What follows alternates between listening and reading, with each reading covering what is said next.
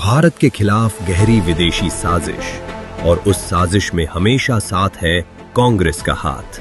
आज भारत के खिलाफ एक बहुत बड़ी अंतर्राष्ट्रीय साजिश रची जा रही है और उम्मीद के अनुसार हमारी देश की विपक्षी पार्टी कांग्रेस इस साजिश में विदेशी ताकतों के साथ कदम से कदम मिलाकर चल रही है।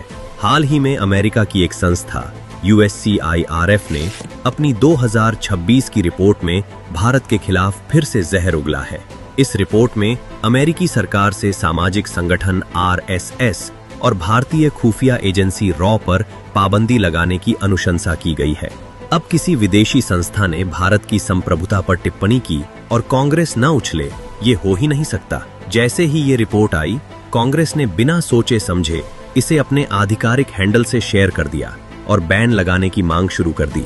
अरे कांग्रेसियों, थोड़ी तो शर्म करो। जिस रिपोर्ट को तुम अपनी राजनीति की ढाल बना रहे हो, उसमें हमारी खुफिया एजेंसी रॉ को भी बैन करने और उसके एसेट्स फ्रीज करने की बात है। क्या कांग्रेस रॉ को भी बैन करना चाहती है ताकि भारत में आतंकी गतिविधियां आसान हो जाए? इसके अलावा यही USCIRF जब अमेरिका में हिंदू मंदिरों पर हमले होते हैं तो चुप्पी साध लेती है। और मजेदार बात तो ये है कि इस संस्था के वाइस चेयरमैन आसिफ महमूद है, जो मूल रूप से पाकिस्तानी है। आसिफ के अलावा इसी संस्था की साउथ एशिया एनालिस्ट सीमा हसन भी पाकिस्तानी मूल की ही है। ऐसे में इस संस्था की रिपोर्ट पहले ही संदेहास्पद बन जाती है। दरअसल USCIRF की ये कोई पहली भारत विरोधी रिपोर्ट नहीं है। इससे पहले भी इस संस्था ने अपनी कई रिपोर्ट में भारत की विकृत और चुनिंदा तस्वीर पेश की है और निष्पक्ष तथ्यों के बजाय संदिग्ध स्रोतों और वैचारिक नैरेटिव रिपोर्ट बनाई है। अब आप खुद सोचिए, एक ऐसी संस्था जिसमें पाकिस्तानी मूल के लोग भरे हुए हैं, वो संस्था कभी भारत का भला चाहेगी? उनका तो सपना ही है कि भारत कमजोर हो।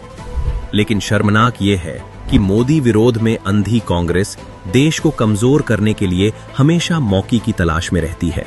पाकिस्तानियों के एजेंडे को हवा देने वाली कांग्रेस अब खुलकर पाकिस्तान के साथ मिलकर वैश्विक पटल पर भारत को बदनाम और कमजोर करने पर तुली हुई है। दोस्तों, ये कोई इत्तेफाक नहीं है। अगर आप इतिहास के पन्ने पलटेंगे तो कांग्रेस का चेहरा और भी काला नजर आएगा। ये वही पार्टी है जो अपनी हार की खींच में देश को ही बदनाम करने निकल पड़ती है। इनका एंटी इंडिया ट्रैक रिकॉर्ड बहुत लंबा रहा है। साल 2023 में राहुल गांधी कैम्ब्रिज यूनिवर्सिटी में जाकर कहते हैं कि भारतीय लोकतंत्र खतरे में है। कांग्रेस नेता मणिशंकर अय्यर पाकिस्तानी टीवी पर जाकर गुहार लगाते हैं कि मोदी को हटाओ, तभी भारत पाकिस्तान की बातचीत शुरू होगी। हमें ले आइए, इनको हटाइए। अच्छा, तो इनको तो आप ही हटा सकते हैं। तो इनको तो आप ही हटा सकते हैं। हाँ, हम हटाएंगे, लेकिन तब तक जरा आपको भी इंतजार करें। इसके अलावा खुद सोनिया गांधी जिस फोरम ऑफ डेमोक्रेटिक लीडर्स जैसी संस्था से जुड़ी रही हैं, उसे भारत विरोधी जॉर्ज सोरोस फंडिंग देता है। कांग्रेस के ओवरसीज अध्यक्ष सैम पित्रोदा जब पाकिस्तान जाते हैं तो उन्हें वहां घर जैसा लगता है। I've been to Pakistan and I must tell you, I felt at home. और भारत में आकर वे यहाँ के लोगों के रंग और विविधता का अपमान करते हैं। हद तो तब हो गई जब मुंबई हमले का मास्टरमाइंड आतंकी हाफिज सईद खुलेआम कहता है कि मोदी सरकार को हटाओ और कांग्रेस को लाओ। जब दुश्मन देश का आतंकी कांग्रेस की जीत की दुआ मांगता है तो समझ जाइए कि कांग्रेस की नीतियां किसके पक्ष में हैं। राहुल गांधी अमेरिका में इल्हान उमर से मिलते हैं, जो हमेशा कश्मीर पर पाकिस्तान का पक्ष लेती है। ये साफ दिखाता है कि उनकी सांठ-गांठ विदेशी ताकतों के साथ है।